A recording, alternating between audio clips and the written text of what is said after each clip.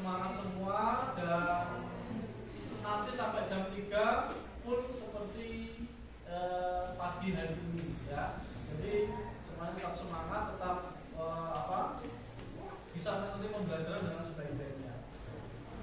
Coba saya ingin bertanya untuk pengalaman kalian sebelumnya ya, di materi sebelumnya.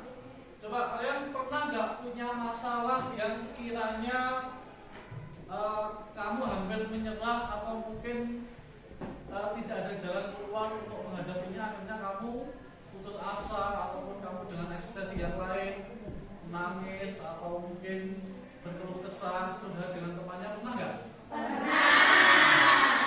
Contohnya apa coba? Terlalu banyak tugas. Kemudian apalagi yang lain? Masalah pribadi, kalau mungkin mau cerita, boleh apa? Masalah keluarga, masalah keluarga banyak ya. Apalagi mungkin selain tugas, sekolah, kemudian masalah yang kecil-kecil mungkin mau berangkat sekolah, apa? Bensinnya kehabisan bensin, uang sakunya habis, atau mau berangkat sekolah sarapan belum siap. Ada yang seperti itu? Ada. Coba kita ambil satu contoh ya, ambil satu contoh.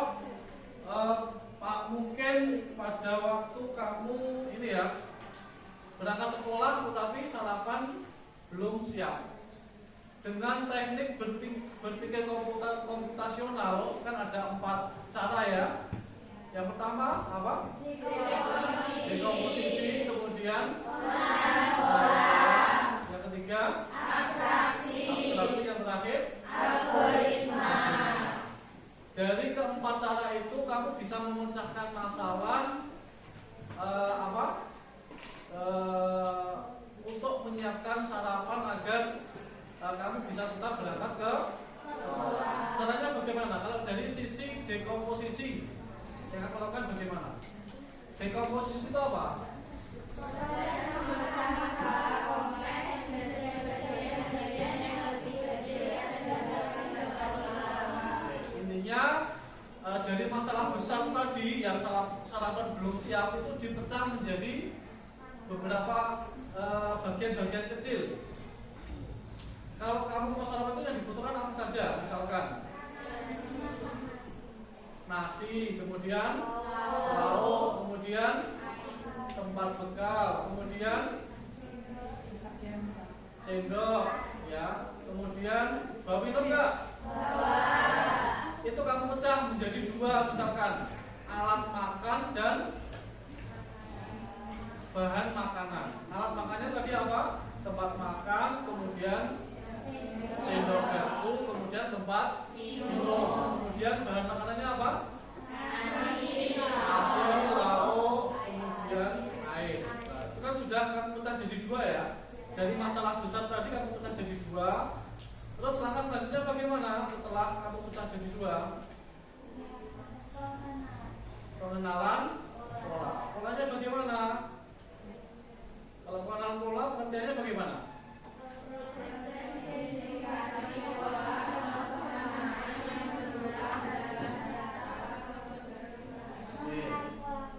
Menyiapkan sarapan, menyiapkan makan, entah itu sarapan, makan pagi, makan malam. Kan kamu sudah sering membantu orang tua ya?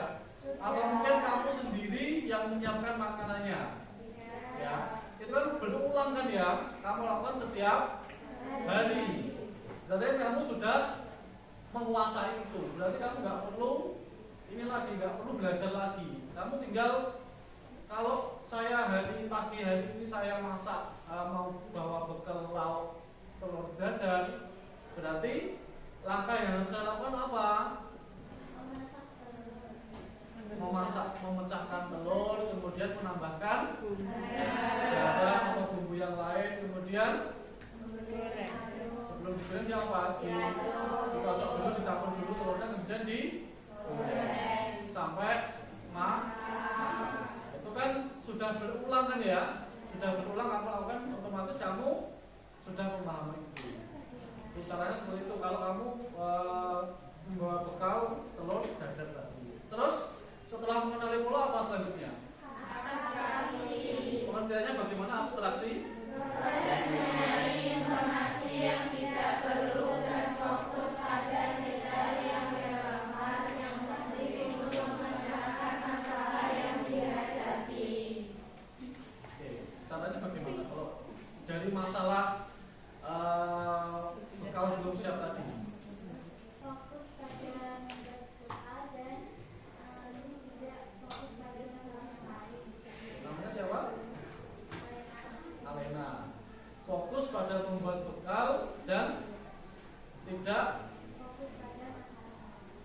tidak terpecah dengan masalah yang lain. Jadi kamu tetap fokus untuk membuat bekal tadi supaya cepat selesai. Itu abstraksi. Kemudian yang terakhir algoritma. Pengertiannya bagaimana? Melibatkan pengembangan urutan instruksi yang logis dan bertahap untuk mencapai solusi. Dari sekian banyak tadi memecahkan masalah menjadi bagian kecil, kemudian mengenal pola, kamu sudah polanya setiap hari sudah saya lakukan dan saya sudah hafal, saya sudah bisa. Kemudian selanjutnya kamu fokus untuk memecahkan masalah tersebut. Setelah semua itu dilalui, kamu algoritma itu cara berpikir bertahap, ya, runtut sampai dengan apa? Masalah itu prosesnya selesai. Jadi yang pertama menyiapkan alat dan bahan tadi, kemudian yang kedua apa? Cara-caranya mengenal pola tadi, kemudian yang ketiga fokus. Nah itu kamu lakukan secara bertahap, urut, runtut. Nah itu nanti akhirnya masalah yang kamu dapatkan akan selesai dan terpecahkan. Itulah ya, itu adalah merupakan manfaat dari materi dari elemen KKA ini, salah satunya dari 6 elemen, yaitu berpikir komputasional. Tujuannya apa Pak dalam kehidupan sehari-hari? Ya hal kecil seperti itu tadi. Bukan hanya masalah menyiapkan sarapan saja, tetapi masalah yang lain itu juga bisa kamu terapkan dengan teknik berpikir komputasional tadi. Jadi harapannya dari pembelajaran ini, ya, dari kurikulum yang baru ini, ya, itu seperti itu. Itu baru masalah kecil. Tapi kalau kamu punya masalah besar, entah itu masalah keluarga, kemudian masalah dengan teman sekelas, masalah dengan bapak ibu guru, dengan orang yang lebih tua dan sebagainya, itu kamu harus berpikir dengan teknik seperti itu. Dari masalah besar, bagi kamu mungkin besar, ya, kamu pecahkan menjadi hal-hal yang kecil, kamu bagi-bagi. Kemudian setelah kamu bagi, kamu harus mengenali pola, kemudian fokus, kemudian yang terakhir menyusun urutannya, algoritmanya sesuai dengan langkah-langkahnya tadi sampai tujuannya selesai. Itu harapannya seperti itu, berpikir komputasional. Itu ya, bisa dipahami ya anak-anak? Bisa. Oke. Kemudian kita sudah flashback materi sebelumnya ya, materi sebelumnya. Nah kemudian pada pertemuan hari ini berpikir komputasional, saya rasa semuanya sudah memahami dan sudah ini ya, sudah mampu untuk melakukan hal itu. Tetapi nanti saya minta dari contoh saya yang satu tadi, nanti masing-masing kalian saya harapkan bisa membuat contoh yang lain yang real di kehidupan kalian. Masalah kecil, sedang, berat, bebas, ya, masalah apapun nanti silakan dibuat, itu ya. Selanjutnya KKA ya, itu ada 6 elemen tadi salah satunya ya. Untuk pengertian ini sudah dijelaskan dari Pak Firman? Belum. Ya, ini sebenarnya harusnya di awal kemarin ya, untuk pengertian coding dan kecerdasan artifisial. Ya, Pak, saya ini jurusan farmasi kok diajari coding, ini malah masuk jurusan apa? PKJ atau LPL, rekayasa perangkat lunak. Bukan seperti itu ya. Walaupun kamu anak farmasi, walaupun anak kuliner, anak busana dan sebagainya, semuanya masuk, semuanya bisa, diharapkan bisa. Jadi ini keterampilan tambahan yang nantinya akan kamu dapatkan. Jadi pengertiannya ya, coding itu adalah proses menulis instruksi, ya, menulis instruksi dengan bahasa pemrograman supaya komputer itu bisa menjalankan tugas yang kita inginkan. Ya, jadi bahasa kita ke komputer, jadi bahasa kita memerintah komputer supaya komputer itu paham dan bisa menjalankan tugas yang kita inginkan. Ya, itu pengertian dari coding. Bahasa pemrograman, bahasa yang dipahami komputer itu banyak, ya. Nanti kalian akan mempelajari salah satu itu. Ada bahasa namanya JavaScript, ada HTML, ada C++, ada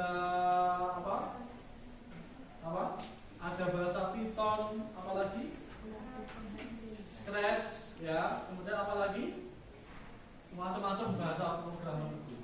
Nah, nanti kita akan pelajari salah satu dari bahasa itu untuk membuat program yang sesuai dengan jurusan kalian. Ya, mungkin kamu punya masalah, Pak, supaya praktis dalam menulis resep, atau mungkin praktis dalam langkah-langkah untuk membuat meracik obat itu supaya praktis dibuat program. Nanti tinggal sekali klik langsung muncul semua bahan-bahannya, tinggal kita ngambil kita buat racikan obatnya. Contohnya seperti itu. Jadi yang sesuai dengan bidang kalian itu coding. Kemudian kalau kecerdasan artifisial atau KA, atau kalau bahasa kalian bahasa asingnya AI, artificial intelligence. Mulai dari sekarang kalian harus membiasakan dari istilah AI menjadi KA. Jadi nanti kalau saya sebut KA atau Bapak Ibu bilang KA, jangan bingung ya. KA itu sama dengan AI, kecerdasan artifisial. Silakan KA-nya dibuka bebas, boleh ChatGPT, boleh Gemini, boleh Meta AI dan lain sebagainya. Ya, jangan bingung ya kalau kita menyebutkan KA. Jadi KA itu adalah kemampuan komputer yang disimulasikan berpikir seperti manusia. Jadi komputer itu dilatih supaya dia bisa berpikir seperti manusia. Jadi mengingat, mengenal pola, memutuskan, ya, kemudian memprediksi. Ya, itu jadi kemampuan manusia. Jadi berpikir manusia itu dibuatkan program ke komputer supaya komputer itu bisa berpikir seperti kita. Itu adalah KA. Jadi sebenarnya KA itu hanya simulasi, ya, hanya simulasi dari cara berpikir kita. KA seperti itu. Ya. Nanti mungkin ini bisa dicatat ya baik-baik punya. Saya bukakan.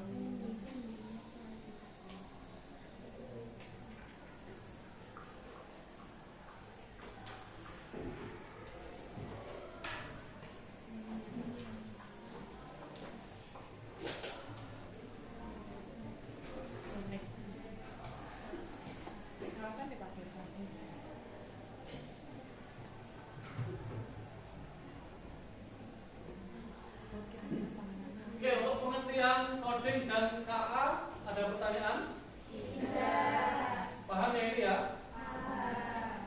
Coding itu bahasa pemrograman, itu proses menulis instruksi. Jadi proses menulis perintah supaya komputer itu bisa menjalankan tugas sesuai dengan yang kita inginkan.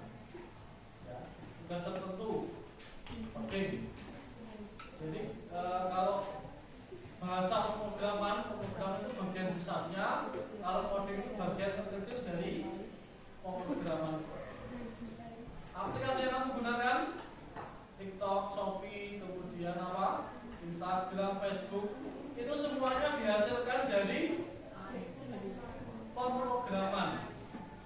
Itu semuanya disusun menggunakan coding bahasa pemrograman, mulai dari berlapis-lapis ya. Jadi kalau di pemrograman itu di web itu ada yang namanya back end, ada front end. Jadi dia bagian sistemnya sendiri, bagian yang kamu lihat tampilannya itu sendiri. Itu akhirnya jadi program seperti yang kamu lihat setiap hari itu ya.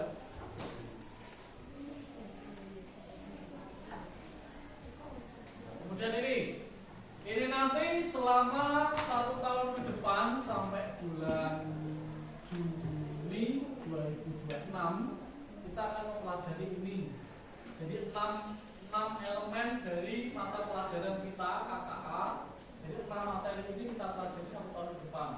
Nanti saya harapkan semester ini, semester ganjil, nanti sampai bulan Desember ya. Sampai bulan Desember, nanti 1, 2, 3 selesai. Nanti masuk semester genap 4, 5, 6 kita selesaikan. Jadi kita sudah melalui berpikir komputasional, kemudian nanti kita literasi digital, kemudian literasi dan logika AA. Semester ganjil ini. Nanti semester genap pemanfaatan dan pengembangan KA. Jadi kamu sudah mulai praktek menggunakan aplikasi KA, menggunakan dan mengembangkan. Tuh. Kemudian algoritma dan pemrograman dan analisis data. Ini saya harapkan masing-masing anak punya produk aplikasi yang bermanfaat dan bisa digunakan. Kelompok atau individu? Kenapa kelompok? Ya, nanti kita ramu supaya maksimal semua. Ini ya, seperti ini. Ini sudah di foto atau dicatat, untuk apa? Ingat kita 1 tahun depan seperti ini. Ini elemennya ya.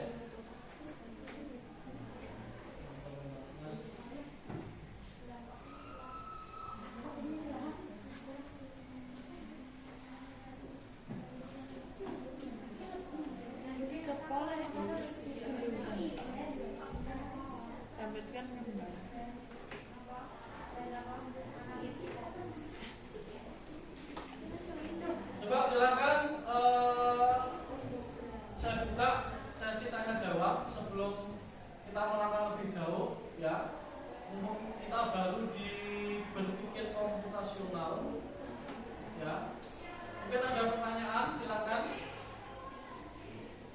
Jadi kedepannya biar kamu nggak bertanya-tanya. Jadi Pak, nanti selama 1 tahun kan kita 1 minggu cuma ketemu 2 jam ya, cuma ketemu 2 jam.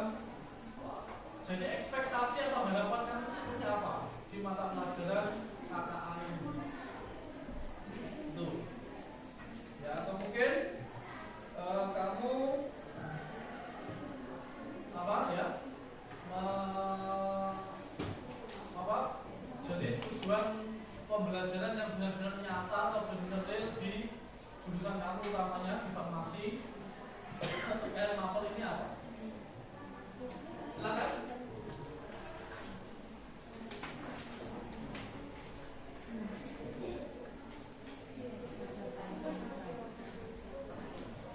Nanti belum saya absen ya.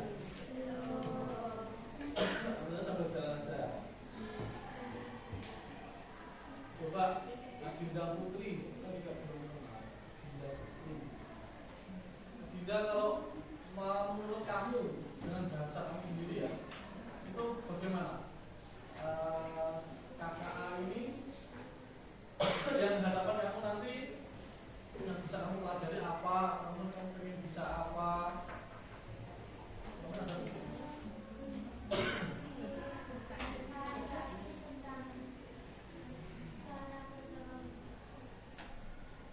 lebih paham lagi tentang cara kerja komputer. Jadi bagaimana komputer itu bekerja. Mulai dari, kalau di komputer itu ada 3 tahapan ya, sama dengan KA ini. Jadi dia bekerja berdasarkan 3 tahapan. Yang pertama adalah masukan atau input, yang kedua adalah proses, yang ketiga adalah keluaran atau output. Jadi input, proses, output. Komputer sama seperti itu caranya. Ya, jadi dia diberi perintah memproses menjalankan perintah itu tadi. KA juga sama seperti itu. Jadi KA itu gini ya. KA itu sebenarnya kalau dibangun dari awal itu mesin yang bodoh. Cara kasarnya seperti itu. Kalau dia nggak dikasih tahu apa-apa, nggak dikasih pemahaman, kamu tanya ke tool KA, entah itu apapun itu, tapi dia sebelumnya nggak dikasih data, nggak dikasih tahu, nggak dikasih informasi, dia akan menjawab dengan ngawur. Ya, akan menjawab dengan ngawur dengan jawaban yang asal-asalan. Karena dia belum belajar. Manusia sama seperti itu enggak? Iya. Kalau kamu saya tanya misalkan rumus yang untuk mahasiswa dan itu belum diajarkan ke kamu bisa menjawab enggak? Iya. Tidak bisa. KA juga sama seperti itu. Cara berpikirnya, cara menjawabnya sama seperti itu. Komputer juga sama seperti itu. Ya. Kalau dia jadi KA itu sebenarnya ada learning mesin atau mesin yang belajar. KA itu adalah learning mesin atau mesin yang belajar. Jadi itu setiap hari itu dia belajar, entah itu dia dari inputan data, kemudian dia melihat gambar, melihat pola, kemudian melihat angka dan sebagainya, itu dia belajar. Ya. Kalau dia dikasih data yang benar, yang diproses pasti juga benar. Tetapi kalau dia dikasih data yang salah, yang sengaja disesatkan, itu nanti akan hasilnya, outputnya juga akan salah juga. Jadi seperti itu. Ya. Cara bekerjanya atau berpikirnya seperti itu. Sama seperti manusia enggak? Sama ya. Kalau kamu dari kecil misalkan kamu dikasih pelajaran yang salah, kemudian rumus-rumus yang salah, kemudian hal-hal yang negatif, itu nanti yang kamu proses di dalam otak kamu itu juga akan negatif, kemudian keluarannya itu juga akan negatif. Itu coba sih. Jadi pahami ya Mbak siapa? Dinda, panggilnya Dinda apa Putri?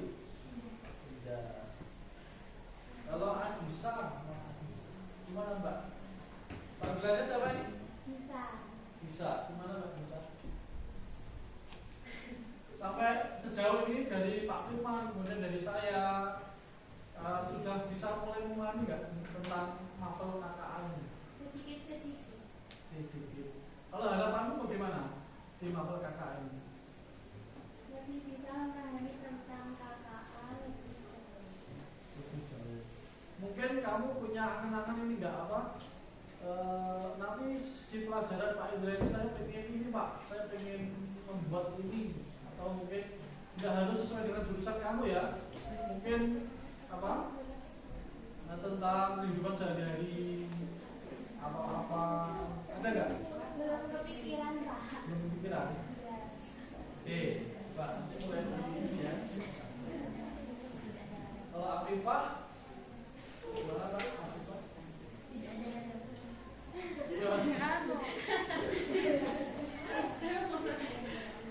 Pengen memahami yang coding itu loh Pak, kan katanya gimana ya susah gitu loh. Jadi hacker Pipa jadi hacker. Ngapa gitu? Jadi hacker. Coding itu susah. Pengen jadi hacker. Oh kan aku sih kamu oke. Boleh ya. Jadi kamu walaupun jurusan farmasi, kamu jangan ini ya, kamu jangan tertutup mata ilmu atau mata pelajaran atau konsentrasi yang lain. Kamu pengen bisa komputer, pengen bisa desain, boleh, tidak apa-apa ya. Jadi kalau kamu bisa jalan dua-duanya, ya silakan, sangat diperbolehkan. Karena itu adalah bisa menunjang nanti kehidupan kamu selanjutnya. Ya, bisa mempelajari coding. Coding sekarang tidak sesusah yang kamu bayangkan. Jadi harus memahami struktur data, kemudian bahasanya. Kan kalau coding kan, kalau HTML ya harus pakai apa? Buka kurung yang tanda kurang dari, tutup apa? Kurang dari, lebih dari itu. Kemudian HTML, titik, kemudian tutup kurung, kemudian dibuka lagi. Kalau kamu mau membuat font huruf besar H1, kemudian ditutup dengan slash H1, itu baru fontnya besar. Kemudian membuat warna, font color, warna red, itu nanti warnanya menjadi merah. Itu nggak seperti itu sekarang.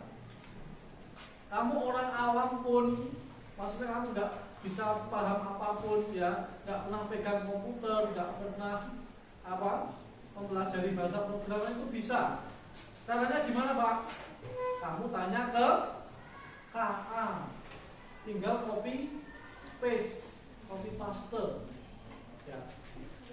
Kamu misalkan memberikan perintah ke KA pakai ChatGPT, buatkan saya program analisis resep berdasarkan foto yang saya upload.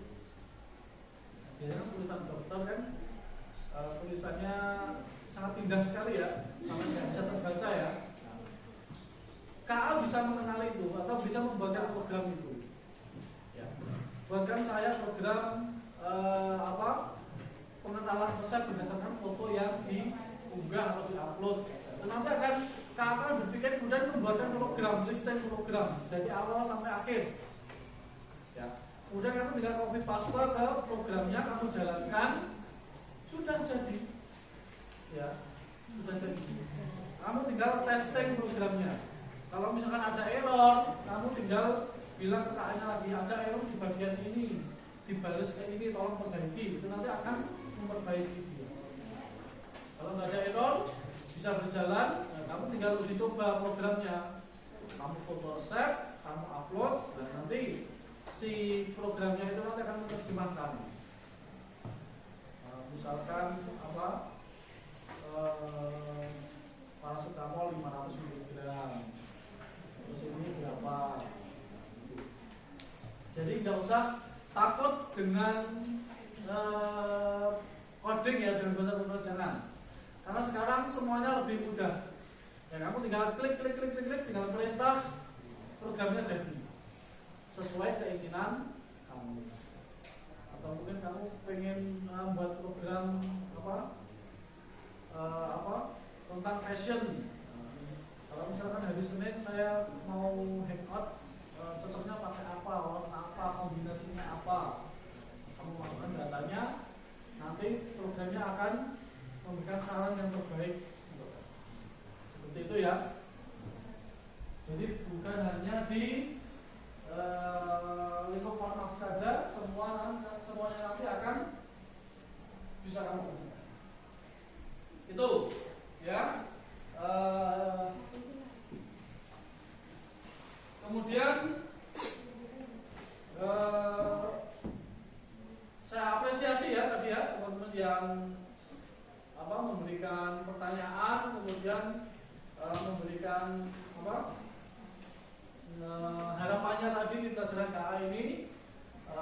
Semoga nanti kita di sini kita belajar bersama-sama ya. Kita belajar bareng, kita sharing. Nanti kalau ada temannya yang lebih bisa atau mungkin lebih menguasai, silakan bertanya, saling mengisi satu sama lain. Nanti Pak Indra juga akan memberikan solusi yang terbaik. Itu ya.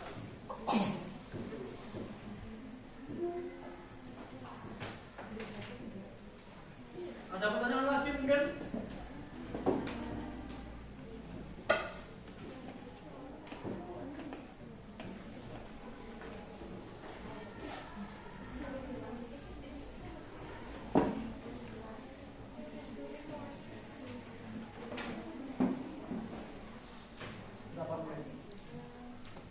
Puluh 33 lebih 15.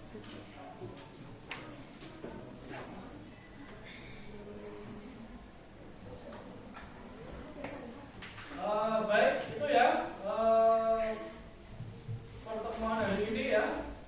Nanti pertemuan berikutnya nanti saya harapkan kita belajar lebih. Saatnya jam ketiga dimulai. It's time to begin the third lesson. Sebelum kita akhiri ini pembelajaran di pagi hari ini ya, saya ingin melakukan refleksi dari pertemuan kita yang kita lebih 2 jam ini. Mungkin selanjutnya Mbak Agustin coba. Mbak Agustin,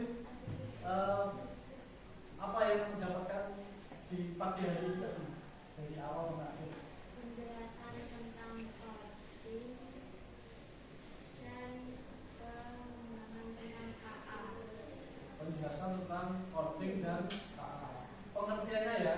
Iya. Jadi pengertiannya. Oke, kalau Mbak Aisyah,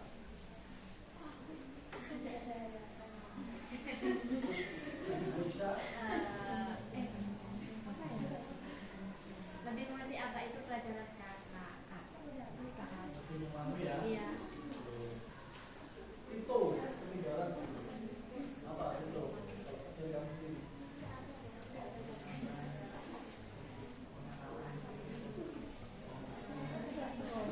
Komputasional. Kalau Mbak Vira,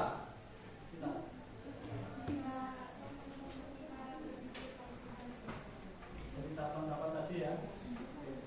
Kalau Alena, Yang didapatkan di hari ini flashback tentang pelajaran kognitif komputasional yang dijelaskan kembali dan penjelasan tentang coding dan KA. Mbak Aleta,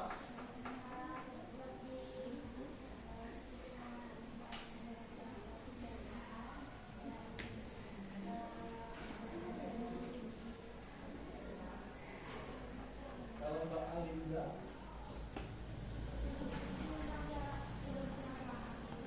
cara bekerja apa tadi cara bekerja? Ketiga,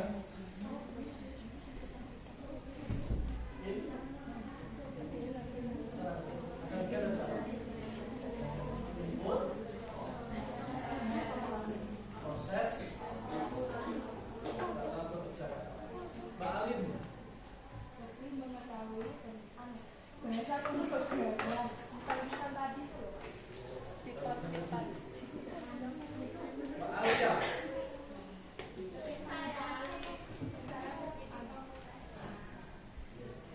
ya cukup.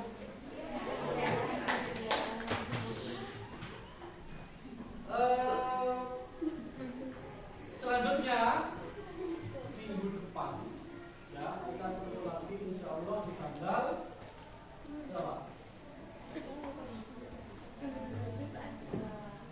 3 ya, 3 September. Oktober, November nanti kamu sudah proyek akhir semester ya.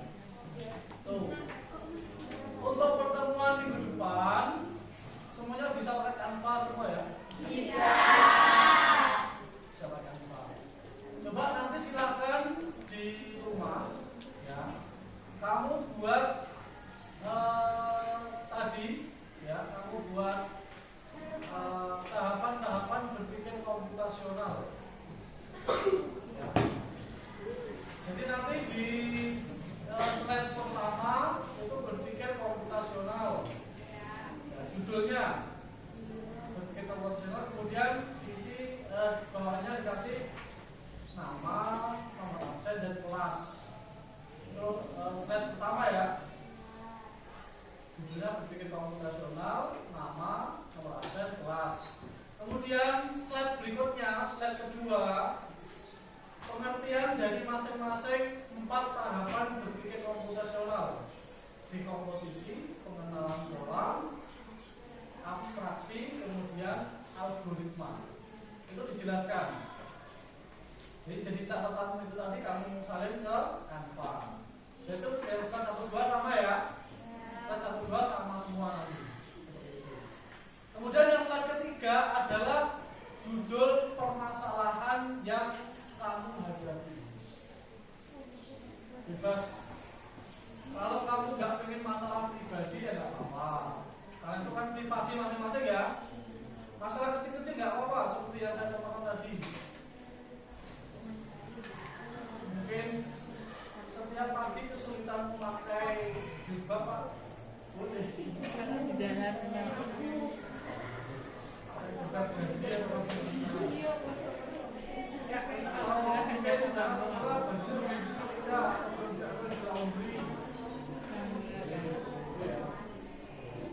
jadi pahami? Bisa. Kemudian slide berikutnya, slide keempat, isinya berarti dekomposisi. Slide keempat dekomposisi, slide kelima pengenalan pola, slide keenam abstraksi, slide terakhir algoritma. Jadi dari permasalahan itu tadi, kamu dekomposisi, kamu pengenalan pola, kamu abstraksikan, kemudian kamu algoritma. Sudah selesai. Kalau kamu dikasih slide terakhir dari slide berapa? 8. Terima kasih sama kamu kasih kata-kata hari ini. Ya, kata-kata hari ini bebas. Lah ya, kata-kata motivasi. Boleh pantun motivasi, boleh apa? Boleh penyemangat ya, boleh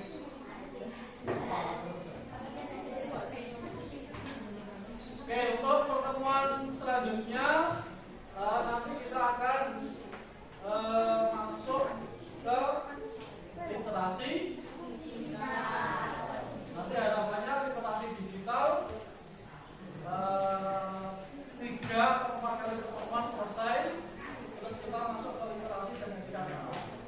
Harapannya nanti 3 elemen ini dalam 1 semester sampai nanti bulan awal November 2025 selesai. Oke, cukup. Sekian dari saya.